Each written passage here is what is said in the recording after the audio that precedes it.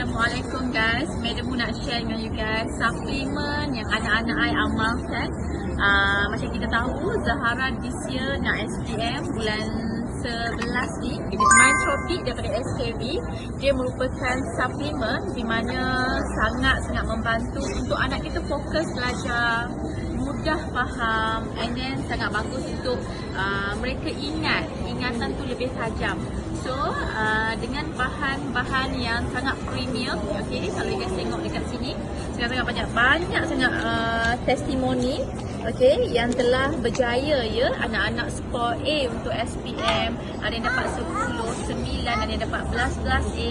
So you guys, ibu-ibu yang mana yang tengah mencari suplemen untuk anak, terutamanya berusia daripada 2 tahun sehingga 18 tahun, ini dia.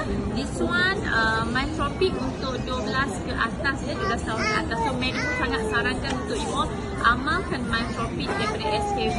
Sangat-sangat membantu untuk anak-anak yang tengah belajar. Okay guys, so kita as a parents, kita buat yang terbaik untuk bantu anak kita lebih fokus dalam pelajaran. Kadang-kadang anak kita ni dia bukan tak nak belajar, cuma kadang-kadang dia tak faham, dia tak boleh nak memorize, dia tak bagus. So this one akan membantu anak-anak kita ingatannya lebih tajam dan ada excitement dalam pelajaran.